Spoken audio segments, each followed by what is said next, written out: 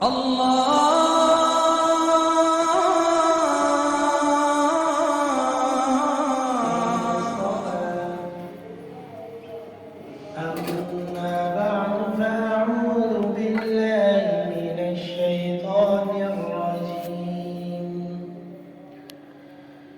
بسم الله الرحمن الرحيم وما أصابكم من مصيبة فبما كسبت أيديكم ويعفو عن كثير وقال الله تبارك وتعالى ما أصاب من مصيبة إلا بإذن الله وقال الله تبارك وتعالى وإن يمسسك الله بضر فلا كاشف له إلا هو وإن يردك بخير فلا راد لفضله يصيب به من يشاء من عباده وهو الغفور الرحيم وقال النبي صلى الله عليه وسلم المؤمنون كجسد واحد اشتكى عيبه اشتكى كله وقال النبي صلى الله عليه وسلم ما من مسلم يشاق شوكة فيما فما فوقها إلا كتبت له بها درجة ومحيت عنه بها خطيئة أو كما قال عليه الصلاة والسلام صدق الله العظيم وصدق رسوله النبي الكريم ونحن على ذلك من الشاهدين والشاكرين والحمد لله رب العالمين اللهم صل على سيدنا ومولانا محمد وبارك وسلم تسليما كثيرا كثيرا معزز سامعین، واجب الاحترام بزرگوں اور دوستوں، گزشتہ جمعے حسن معاشرت سے متعلق میں نے بات عرض کی تھی کہ دین اسلام کے اندر اور شریعت کی تعلیمات میں، اسلام کی بنیادی تعلیمات میں ایک بڑا حصہ اور بڑا اہم حصہ وہ حسن معاشرت کا ہے، اور جب تک یہ ساری چیزیں مکمل نہ ہوں، یعنی عقائد درست نہ ہوں، عبادات نہ ہوں، ایسے ہی معاملات صحیح نہ ہوں، اخلاقیات صحیح نہ ہوں، اور ایسے ہی حسن معاشرت نہ ہو، جب تک ان ساری چیزوں کی ان اجزاء کی تکمیل نہیں ہوگی، جب تک ایک کامل مسلمان بھی نہیں بنے گا۔ اسی لیے قرآن کریم میں جہاں پہلے جو مکی صورتیں ہیں وہاں تو پورا دعوت کا بیان ہے، اور اس میں توحید کا بیان ہے، رسالت کا، آخرت کا، جنت کا، جہنم کا، اور جو مدنی صورتیں ہیں ان میں احکامات ہیں، اور ان میں بھی شروع کے اندر اور بہت ساری چیزیں ہیں، جہاد سے متعلق احکامات ہیں، دیگر اور چیزیں بھی ہیں، اور پھر ساتھ ساتھ اس کے اوپر بہت زور دیا گیا کہ مسلمان معاشرہ کیسا ہونا چاہیے، اور پھر خاص طور پہ مسلمان معاشرہ کیسا ہونا چاہیے۔ آپ علیہ السلام نے گویا آپ کی زبان مبارک سے قرآن کریم میں یہ الفاظ جاری کروا دیے گئے، انما المؤمنون اخوہ، کہ آپ نے حسن معاشرت کو اللہ رب العزت نے ان الفاظ میں، مختصر الفاظ میں اور جامع الفاظ میں یوں بیان فرما دیا کہ دیکھو انما المؤمنون اخوہ، فرمایا کہ تمام مسلمان، فرمایا آپس میں وہ بھائی ہیں۔ اور فرمایا جو بھی رشتے تمہارے آپس میں، فرمایا وہ قوم اور قبیلے یہ زبانیں اللہ نے بنائی ہیں، لیکن فرمایا ان اکرمکم عند اللہ اتقاکم، فرمایا تم میں زیادہ پسندیدہ اللہ کے نزدیک وہ ہوگا جو تم میں زیادہ تقوی والا ہوگا، جو زیادہ تقوی والا ہوگا فرمایا وہ اللہ کو زیادہ محبوب ہوگا۔ باقی اسلام نے قوم کو، قبیلوں کو، زبانوں کو، رنگ و نسلوں کو فرمائے ان چیزوں کو درمیان سے گویا ختم کر دیا، اور ایک بڑا ہی اہم اور مضبوط رشتہ دیا معاشرے کو، مسلمان معاشرے کو، فرمایا کہ اگر کلمہ پڑھ لیتا ہے فرمایا وہ تمہارا بھائی، وہ تمہارا اسلامی اور دینی بھائی، اور فرمایا کہ یہ رشتہ پھر انتہائی مضبوط ہے۔ تاریخ اور سیرت کی کتابوں میں یہ چیز لکھی ہوئی ہے، واقعات لکھے ہوئے ہیں، جو لوگ بعد میں مسلمان ہوئے اور وہ ایران سے، عراق سے، دوسرے علاقوں سے جب وہ حجاز آئے، مکہ مدینہ آئے، اور وہاں آتے ہوئے انہوں نے مسلمانوں کو دیکھا، اور مکہ مدینہ آ کر مسلمانوں کو وہ مرکز تھا، وہاں آ کر اللہ کے رسول کی زندگی میں، صحابہ کرام کی زندگی میں، حضرت ابو بکر صدیق رضی اللہ تعالیٰ کی زندگی میں جب وہاں آئے اور آ کر مسلمانوں کو دیکھا تو انہوں نے کہا ہمیں تو ایسا لگتا ہے جیسے ایک ہی ماں باپ کی اولاد ہے، ایسا رشتہ ہے گویا ان کے درمیان آپس میں۔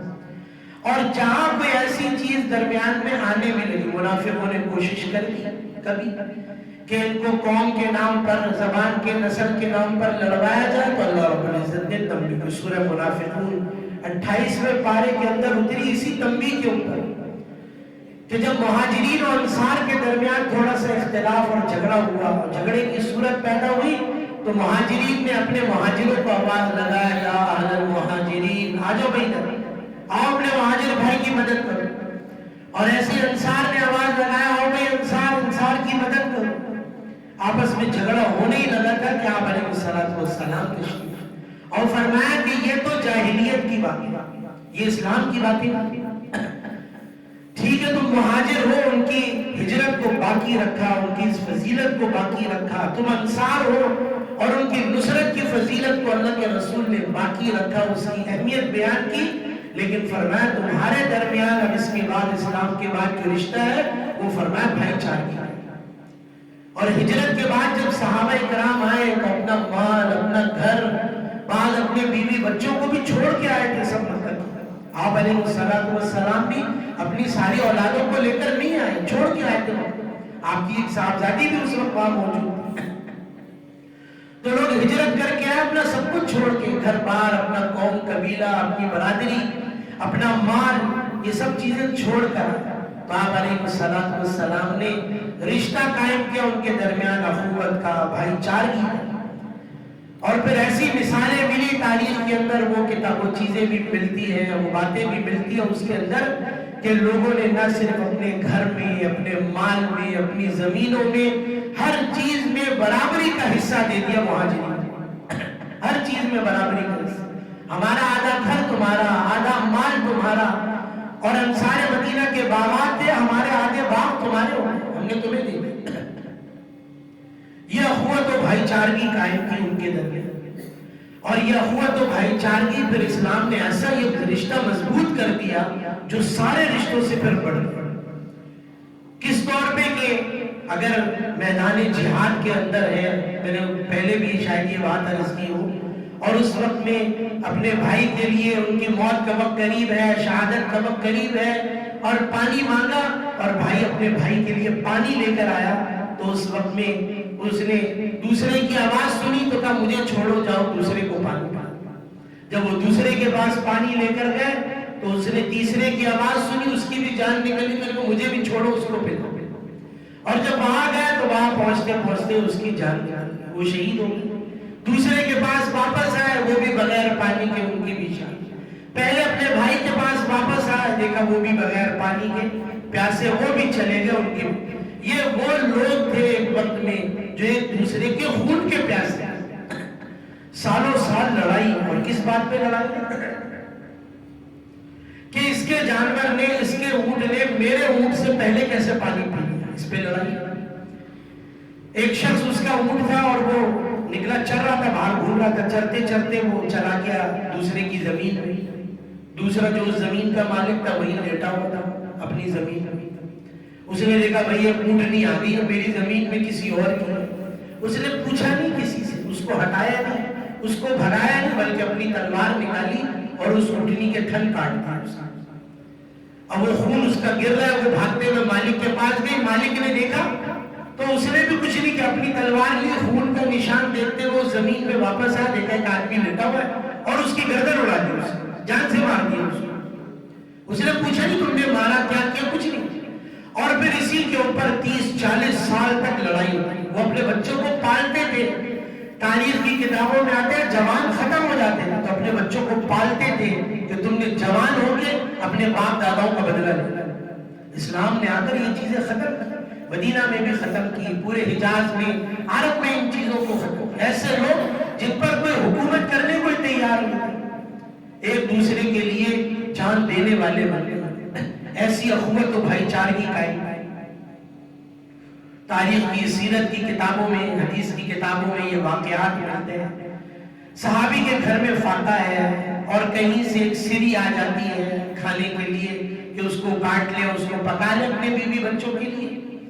اور انہوں نے اس وقت میں کیا کیا کہ وہ دیکھا کہ میرا پڑوسی مجھ سے زیادہ ضرورت مند ہے، وہ اپنے پڑوس کے گھر میں 7 گھروں میں وہ سری بکرے کی گائے کی سری تھی، وہ چکر لگا کے واپس ان کے گھر میں آ گیا. یہ سب واقعات موجود ہیں.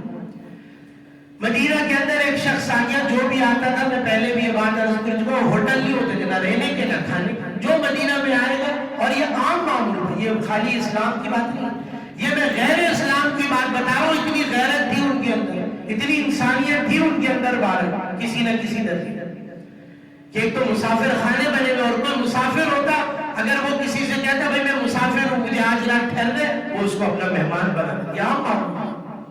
اس کا کھانا پینا رہن سہن کا انتظام اس کے اندر، اور پھر وہ اگلے دن پھر اس کو رخصت کر دیتا، آج رات ہو گئی ٹھہر میں. تو مدینہ کے اندر بھی جو بھی آتا تھا تو ظاہر سی بات ہے یہ چیز ہوتی کہ اگر وہ دین اسلام سیکھنے کے لیے تو کوئی ہوٹل نہیں ہے، نہ کھانا ملے گا کہیں باہر سے اور نہ ہی کوئی رہنے کی جگہ. اب دن بھر تو گزر گیا مسجد نبوی میں، اب رات کو وہ مہمان موجود ہے. اللہ کے رسول پوچھا، پہلے اپنے گھر میں دیکھا کرتا کھانے پینے کا انتظام ہے تو کھلا پلا. اور اکثر ایسا ہوتا تھا اللہ کے رسول کے گھر میں بھی کچھ نہیں ہوتا. اب آپ نے اعلان کیا بھئی یہ مہمان ہے، کوئی ہے جو اس کی ایک رات کی مہمانی کر لے. وہ صحابی کھڑے ہو گئے، صحابی اللہ کے رسول میں کر دیتا ہوں. اب لے گئے اپنے ساتھ گھر پہ، اور اپنے گھر کی بھی حالت پتہ تھی کہ میرے گھر میں بھی کچھ نہیں. اب بیوی سے جا کے پوچھا کچھ ہے، تو بیوی نے کہا کہ کچھ نہیں، تھوڑا سا بچوں کے لیے بچا کے.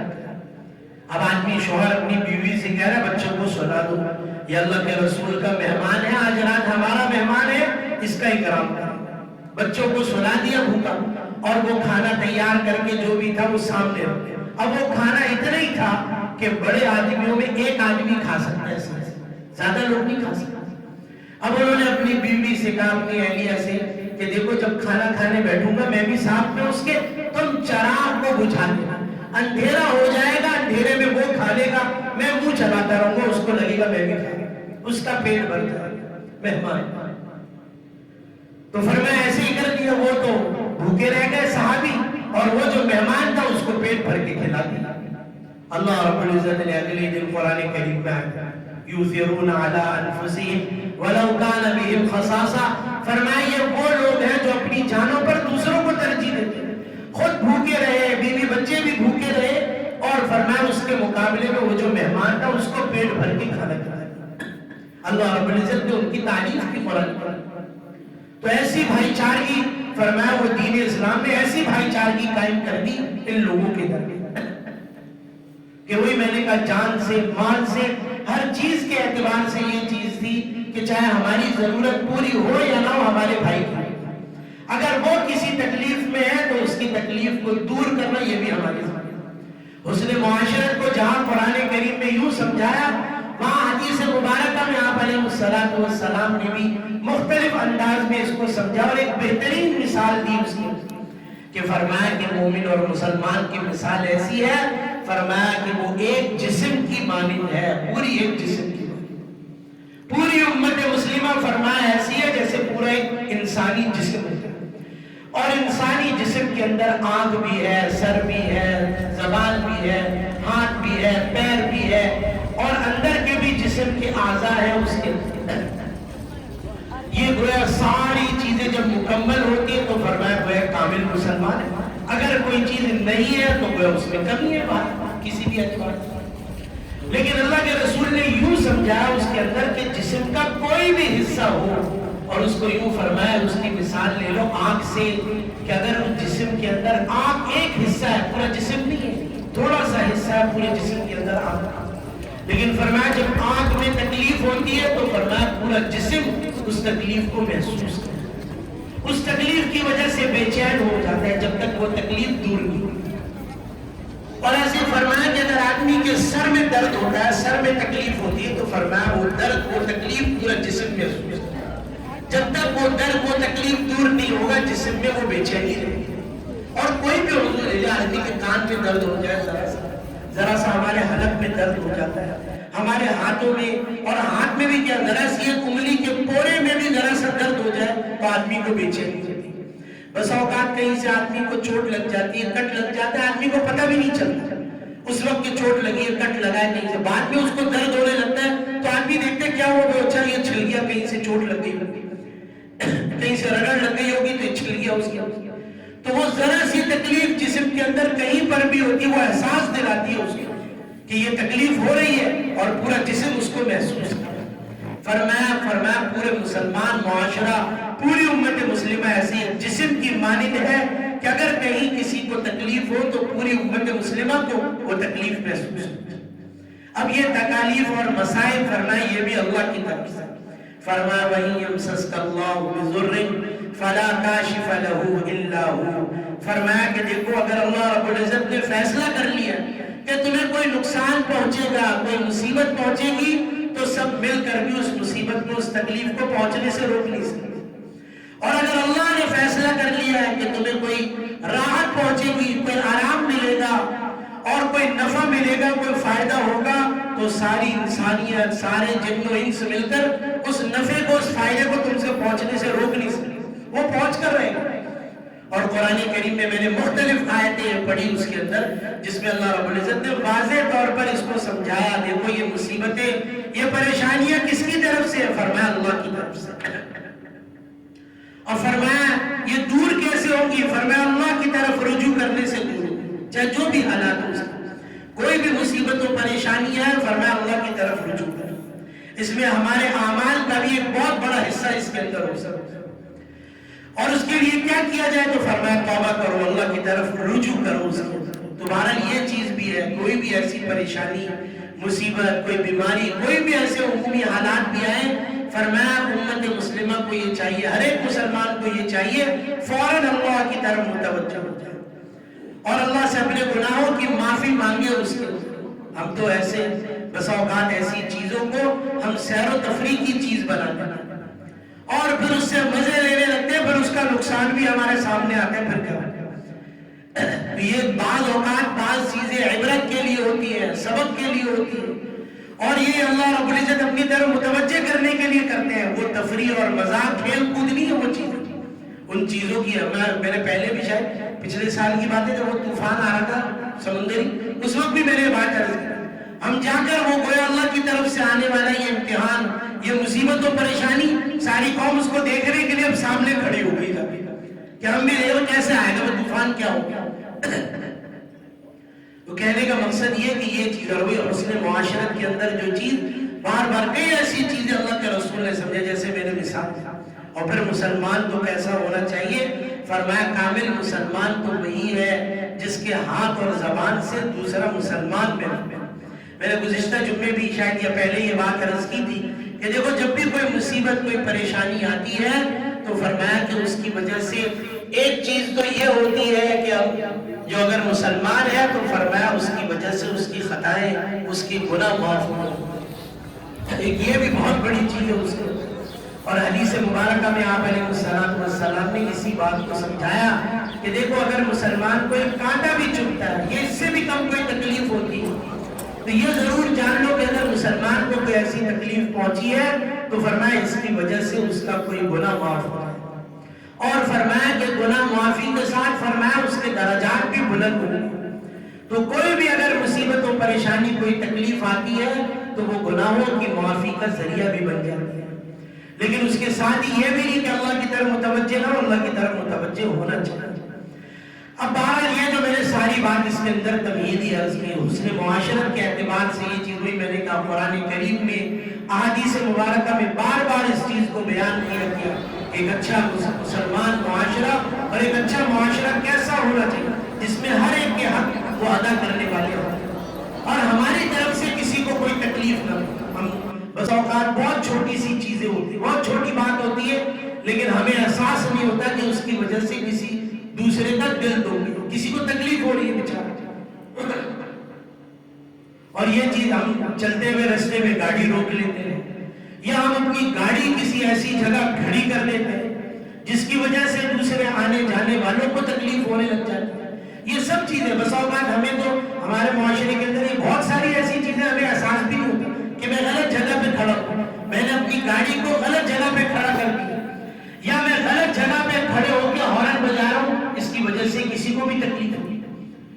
اور یہ چیز بہت زیادہ دیکھ رہی ہے شادی بیاہ کی تقریبیں، اس کے اندر جو اسراف اور جو فضول خرچیاں، جو لغویات اور فضول چیزیں بلکہ حرام چیزوں کے مرتکب ہیں، اس کے ساتھ ساتھ ایک یہ بھی چیزیں ہونے لگ گئی کہ ایسی تقریبات میں ایسی خوشیوں کے موقع پہ فائرنگیں ہو رہی ہیں، پٹاخے پھٹ رہے ہیں اس کے اندر، اور ہم یہ بھی نہیں سوچ رہے کہ اس کی وجہ سے کسی دوسرے کو کتنی تکلیف ہو رہی ہے۔ رات گئے تک یہ چیزیں ہو رہی ہوتی، آدمی بھی پریشان ہو جاتا ہے رات کو، پتہ نہیں کیا ہو گیا، خیریت تو۔ اور ابھی ایک آدھ ہفتے پہلے کی بات ہے، ایک بچی کی جان گئی اور انگی کے اندر ایسی گولی لگی، شادی کی تقریب میں فائرنگ ہو رہی تھی اور وہ کھڑکی پہ کھڑے ہو کے دیکھ رہی تھی، گولی اس کو سر پہ لگی سیدھا گولی اور وہ ختم ہو گیا۔ ہم یہ نہیں سوچ رہے کہ ایسے حادثات، ایسے واقعات لوگوں کی جانوں کے جانے کا بھی ذریعہ ہوتے ہیں، ہماری وجہ سے وہ جان چلی گئی اس کی۔ مسئلہ یہ ہے کہ جب تک احساس نہیں ہوگا ان چیزوں کا تو آدمی کیسے یہ چیز ہو تو یہ سوچے گا ٹھیک ہے، ہو گیا، غلطی سے ہو گیا، ٹھیک ہے، لیکن ہم ایسی چیزوں کا بالکل بھی احساس نہیں کرتے۔ اس کے اندر ہی بہرحال یہ بات جو گزشتہ ہفتے میں یہ مری کے اندر بھی جو حادثہ واقعہ پیش آیا، بہرحال جس نیت سے بھی گئے، جو بھی کرنے کے لیے گئے، لیکن یہ جو واقعہ پیش آیا بحیثیت قوم بھی اور ایک بحیثیت مسلمان معاشرے کی بھی بڑا دردناک واقعہ۔ کسی نے بھی شاید نہیں سوچا ہوگا کہ جانے کے بعد ایسے حالات وہاں پر پیش آئے اور ایسی چیزیں ہوں گی ہمارے ساتھ کے رستوں کے اندر، وہی کھڑے کھڑے اسی برف کے اندر ہی وہی ہمارے لیے قبرستان میں کتنی دردناک یہ موتیں ہوں گی۔ اس آدمی بیٹھا ہے، اس کے بیوی بچے بھی اسی میں بیٹھے، اور آدمی سوچے سے ہی واقعتاً آدمی کتنا بے بس ہے۔ ہم یہ سوچیں دیکھیں نا، جب اللہ جس چیز کو چاہتا ہے وہی ہوتا ہے۔ اس آدمی کی شاید جیب میں پیسے بھی پڑے ہو، ہزاروں روپے، شاید لاکھوں روپے جیب میں رکھا ہوگا، کارڈ رکھا ہوگا، credit card, A T M card اس کے جیب میں ہوگا، لاکھوں روپے اس کے اکاؤنٹ میں ہوں گے، لاکھوں روپے کی گاڑی میں بیٹھا ہوا، کروڑوں روپے کا گھر ہوگا اس کے بعد، لیکن اس کو موقع ہی نہیں ملا کسی بھی چیز کی۔ یہ تو اللہ نے دکھایا، اللہ رب العزت جو چاہتے اپنی قدرت سے کیسے کرتے، ہم نے کرونا کے زمانے میں دیکھ لیا ساری پوری چلتی ہوئی بلکہ دوڑتی ہوئی دنیا بالکل رک گئی، دوڑتی ہوئی دنیا بالکل رک گئی، ہر ایک اپنے گھروں کے اندر اپنے جگہوں کے اندر محصور ہو کے بند ہو کر رہ گیا، پوری دنیا بند ہو گئی اس کی۔ کسی نے سوچا تھا یہ ایسی دوڑتی ہوئی دنیا، یہ اڑتے ہوئے جہاز، یہ چلتے ہوئے پانی کے جہاز، یہ دوڑتی ہوئی گاڑیاں اور یہ سارا پورا معاشی نظام جو فوراً ہر لمحے جو ہے نئے نئے ہندسے ہمیں دکھا رہا ہوتا ہے، یہ چیزیں بڑھ رہی ہیں، یہ چیزیں کم ہو رہی ہیں، یہ ترقی کر رہا ہے، یہ نیچے جا رہا ہے، اس کا کاروبار بڑھ رہا ہے، اس کا کاروبار ختم ہو گیا، سب چیزیں جو چلتی ہوئی تھی بالکل چلتی ہوئی ایک ہی وقت میں بند ہو گئی پوری دنیا کی، صرف یعنی پوری دنیا کی، سب کو اسٹاپ لگ گیا، سب رک گئی اس کی۔ تو اللہ رب العزت نے دکھائی یہ اللہ کی قدرت ہے۔ تم سوچ رہے ہو مشینوں سے، یہ چیزوں سے سب چیزیں ہو جائیں گی، اللہ رب العزت نے دکھایا سارا چلتا ہوا نظام کیسے میں روک سکتا ہوں اپنی قدرت سے، یہ دیکھ لو اسے، اور روک کے دکھایا اللہ رب العزت۔ تو یہی میں کہہ رہا ہوں اس کے اندر بھی کہ ان کے پاس شاید مال بھی تھا، ان کے پاس چیزیں بھی تھی، ان کے پاس اچھے گھر بھی تھے، گاڑیاں بھی تھی، لیکن ان کو موقع ہی نہیں ملا کچھ استعمال کرنے۔ شاید انہوں نے سوچا ہی نہیں تھا کہ اس رات کے گزرنے کے بعد شاید اگلی صبح ہم دیکھیں گے ہی نہیں اس کے۔ اور واقعتاً آپ نے سفر کیا ہو اگر ان علاقوں میں تو ان علاقوں میں روڈوں پر گھر نہیں ہوتے. یہ سب پہاڑی علاقوں میں لوگ اوپر اوپر گھر بناتے ہیں. نیچے ایسے لگتا ہے بھائی یہ بازار آئی, ورنہ سناٹا ہے, وہی جنگل ہے, وہ چیزیں. گھر آبادی ہوتی بھی تو نظر نہیں آتی. اگر کسی آدمی نے سوچا بھی ہوگا نا گاڑی سے نکل کے چلنے کا, تو وہ راستہ, وہ برف باری, وہ رات, وہ چیزیں ایسی ہوگی کہ اس کی ہمت ہی نہیں ہوگی کہ وہ نکل سکے وہاں سے. یہ چیزیں ایسی ہیں اس کے. اور جن کی جانیں گئی, ہم نے بھی دعا کی تھی ان کے لیے, اللہ رب العزت ان کی مغفرت فرمائے. بہرحال کہ یہ تکلیف اور یہ مصیبت, یہ چیزیں ان کو دیکھنی پڑی جو ان کے پسماندگان ہیں, اور ان کو یہ چیزیں, یہ قیمتی جانوں کا جانا فرمایا, یہ ان کو برداشت کرنا پڑے گا. اللہ رب العزت ان کو صبر جمیل رکھے. اور کتنے لوگ کی مالیں گئی, اس میں مال گیا, اس میں گاڑیاں گئی, اس کے اندر اور بھی نقص زخم, یعنی بیمار ہوئے لوگ, چوٹیں لگی, مختلف چیزیں ہوئی ہیں بارے. لیکن اس کے ساتھ جو دوسری یہ چیز سامنے آئی جو بہرحال مسلمان معاشرے کے لیے تو بتانے کی لائق نہیں, شاید بتانی نہیں چاہیے, بولنی نہیں چاہیے, کہ جس کے لیے پانی کی بوتلیں اتنی مہنگی کر دی گئی, ہو کھانے پینے کی چیزیں اتنی مہنگی کر دی ہوئی. تو میں نے کہا مسلمان معاشرے کے اندر تو ہمدردی غمخواری ہے اس کے اندر. کسی کو تکلیف میں دیکھ کر اس کی تکلیف سے فائدہ نہیں اٹھانا, یہ بہت بڑی ایک برائی شاید ہمارے معاشرے کے اندر. میں نہیں کہہ رہا 100%, لیکن کچھ فیصد بھی, اگر 1-2% بھی ہمارے معاشرے کے اندر یہ برائی آ گئی عمومی طور پر, ہم ایسی مجبوریوں سے, ضرورتوں سے فائدے اٹھانے کے انتظار میں. ایک عام شکایت ہوتی ہے بھائی رمضان آیا, چیزیں مہنگی ہو گئی, ضرورت ہے, عید کا موقع ہے, چیزیں مہنگی ہو. ابھی آپ جائیں جانور لینے, ابھی آپ کو سستا ملے گا جانور. بقرعید آئے گا, قربانی کرنی ہے, ہر ایک مسلمان کا فریضہ, اس کی ضرورت ہے. وہ جانور جو ان دنوں میں سستا تھا بقرعید سے, وہ بقرعید میں لاکھوں میں پہنچ جاتا ہے. ایک آدمی جیب میں رکھنے جاتا ہے پیسے, اپنی ضرورت کے حساب سے, اپنی حیثیت کے مطابق وہ نہیں خرید پاتا. اس دفعہ ہمیں اتنی پریشانی ہوئی جو ہم نے وقت قربانی کی, اتنی مشکل سے جانور ملے. وہ ساتھیوں نے بولا بھائی 1000 روپے آپ نے کم پڑا, مجھے خود اندازہ نہیں تھا کہ یہ مارکیٹ ہوگی اور اتنی مشکل ہو جائے گی ہمیں اس میں. تو ہم تو لوگوں کی مجبوریوں اور ضرورتوں کے انتظار میں بیٹھے, کب ایسی آئے حالات ہے تب وہ چیزوں, ہم چیزوں کو مہنگا کریں بجائے اس کے کہ چیزوں کو عام کر دیں. فرمایا اللہ رب العزت غیب سے اس کو اور مزید عطا فرمائے گا, آدمی سوچ نہیں سکتا, بلکہ ایسے وقتوں میں ہم چیزوں کو اور مہنگا کریں. اور جتنا کما سکتے ہو کماؤ. بھائی جو کما رہے ہو کتنے دن رہے گا تمہارے پاس, اور تم نے یہ نہیں سوچا یہ جو کما رہے ہو یہ تمہارے پاس سے نکلے گا کیسے. تمہیں کیا پتا, تمہارے اچھے گھر میں نکلے گا, اچھی گاڑی میں نکلے گا, یا پھر تمہاری کسی بیماری میں نکلے گا, تمہیں کیا پتا اس کا. آج یہ چیزیں ہم دے دیں تو یہ مسلمان معاشرے کے اعتبار سے تو شاید یہ خبر بتانے کی نہیں تھی اس کے, کہ کیسے وہ بچے, وہ عورتیں, وہ لوگ اور مجبوریوں کے اندر وہ پھنس گئے اس کے اندر, اور کیسے ان کی مجبوریوں کو یہ فائدہ ہوتا. یہ بات میں نہیں کر سارے خراب ہوں گے, بعض اچھے بھی ہوں گے, چیزیں ہوئی بھی. یہ وفاق المدارس کی طرف سے اعلان بھی آیا, خبر بھی آئی, بہرحال اس کے لیے بھی اگرچہ میڈیا پر یہ چیزیں آتی نہیں ہے کہ مساجد کو جو ہے وہ ریسکیو سینٹر بنا دیا گیا, اور بہت سے ایسے مدارس بھی تھے وہاں پر بھی ریسکیو ان کے لیے. اب وہاں اتنا کھانا پینا ہوتا ہے نہیں سرد علاقے. میں چترال کے علاقے میں گیا, نصرت گرمی کا موسم تھا, تو کہا جب سردیاں ہوتی ہیں 6 مہینے ہم لوگ بند ہو جاتے ہیں, رستے بند ہو جاتے ہیں, گھروں میں بند ہو جاتے ہیں. تو ان 6 مہینوں کے اندر ہم جو اپنی گندم پیس کے رکھتے ہیں, وہ جو آٹا بنا کے رکھتے ہیں, اس کی روٹیاں بھی ہم بنا لیں, کیونکہ چولہا جلانا بھی بہت مشکل ہوتا ہے. اس میں موٹی موٹی سی روٹیاں ہوتی ہیں, وہ خراب نہیں ہوتی, خمیری روٹیاں وہ رکھی ہوتی. گھر میں جو جانور ہے اس کا دودھ دہی مل گیا, مکھن مل گیا, یا انڈا مل گیا, جو بھی چیزیں بس کا ورنہ یہ یاک جا ہوتا ہے, اسکردو کا جو علاقہ ہے بالکل اوپر, وہاں ساتھی بتاتے ہیں وہ جو یاک کا دودھ ہوتا ہے تو وہ ذرا سا نمکین, یعنی زیادہ جو ہے وہ نمکین ٹائپ کا ہوتا ہے اس کا. اس ساتھیوں نے پوچھا وہاں چائے بھی دیکھا انہوں نے, تو چائے میں چینی کے بجائے نمک ڈالا ہوا, چائے بالکل نمکین تھی, یعنی لگ رہا تھا نمک ڈالا ہوا. انہوں نے کہا نمک ڈالا. انہوں نے پوچھا کہ بھائی کیا غلطی ہو گئی, چائے میں چینی ڈالنی تھی, آپ نے نمک ڈالا. کہا نہیں, ہم جان کے ہم نے نمک ڈالا, ہم نمک کے ساتھ ہی استعمال کرتے, اور یہی ہمارا سالن ہے اور یہ ہماری روٹی ہے. یہ چائے ہمارا سالن ہے, نمکین ہو گیا, اور یہ روٹی ہے, اسی کے ساتھ ہم کھا پی کے گزارا کرتے ہیں, کیونکہ ان دنوں میں کچھ پیدا بھی نہیں ہوتا وہاں.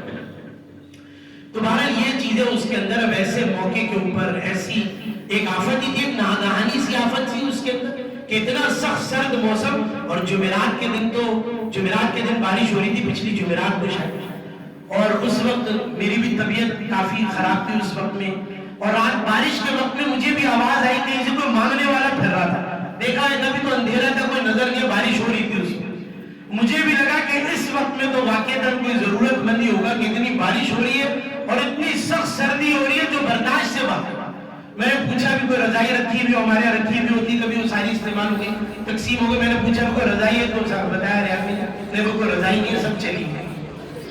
تو بہرحال یہ چیزیں ہیں. ایسے موقع پر تو مسلمان معاشرے کے اندر یہ ہونا چاہیے کہ لوگوں کی امداد کے لیے آئے اور ان کی ان چیزوں کو اس تکلیف کے اندر ان کی مدد کرے. اس کو شاید ہمارے وہ چند گھونٹ پتہ نہیں زندگی کے اندر کیا اعمال کیے، کیا چیزیں کی، لیکن شاید وہ زندگی میں پلا دینے والے چند گھونٹ، کسی کو گرم کپڑا دے دینا، کسی کو جگہ دے دینا، یہ سب چیزیں اس اعتبار سے اپنی جگہ، شاید یہ ہماری بخشش و مغفرت کا ذریعہ بنے.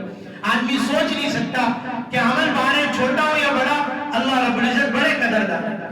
اور یہ چیزیں اللہ رب العزت دیکھتے ہیں جذبہ کیا ہے آدمی کا اس کا. لیکن یہ چیز بڑی تکلیف دیتی کہ جب یہ چیزیں سنی تو یہ چیز دیکھ کر وہ ہونے لگا کہ یہ مسلمان معاشرے کے ساتھ میل جو فرمایا انما المؤمنون اخوہ، بھائی چارگی ہونی چاہیے تھی، ہمدردی ہونی چاہیے تھی اس کے اندر. فرمایا ایسے موقع کے اوپر لوگوں کی مجبوری اور ضرورت سے فائدہ اٹھانا.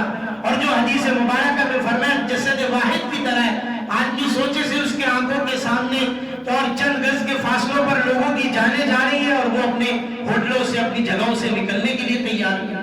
حالانکہ ان کو ان سب چیزوں کی بسا اوقات عادت ہوتی ہے چلنے پھرنے کام کرنے کی، اور وہ چیزوں کو رات کو بھی اندھیروں کو بھی جانتے ہیں، سمجھتے ہیں، اس میں چلتے پھرتے کام کرتے ہیں، ان کی عام عادت ہوتی ہے.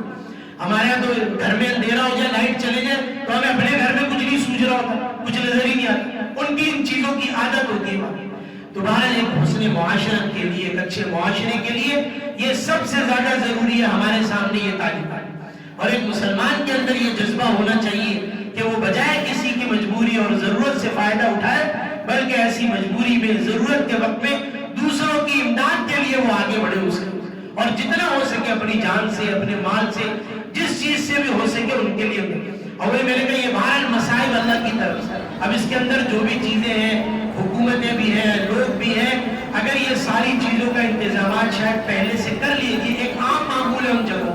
وہی میں نے کہا ہم بھی ہر چیز کو میلہ بنا لیتے ہیں، ہم بھی چیزوں کو دیکھتے نہیں ہیں، برداشت نہیں کرتے. بحیثیت قوم ہمارے اندر بھی چیزوں کو سمجھنے کی صلاحیت نہیں ہے. لوگ منع بھی کرتے ہیں، چیزیں منع کی جاتی ہے. جس چیز اچھا یہ ایک عام فطرت ہی ہے، جس چیز سے روکا جاتا ہے اس چیز کو اور زیادہ کرنے کو چاہتے ہیں اور کرتے بھی ہیں. اس کو منع بھی کیا جا رہا تھا، لیکن بھارت اس کی وجہ سے اتنا بڑا حادثہ سامنے. اب جو بھی ذمہ دار ہے وہ اپنی جگہ، لیکن حسن معاشرت کے لیے اگر یہ چیز ہوتی، اور وہی میں نے کہا ان چیزوں کو بیان کرنا اپنی زندگیوں کے اندر لے کر آنا. اب یہ میرے خالی بیان کرنے سے ہوگا نہیں، ہر ایک اپنا محاسبہ کرے، اپنا جائزہ لے، اور پھر اپنے آپ سے اس چیز کو شروع جتنا کر سکتا ہے کسی کے لیے بھی اس کے لیے. اور میں آخری بات عرض کر کے اس میں ختم کروں.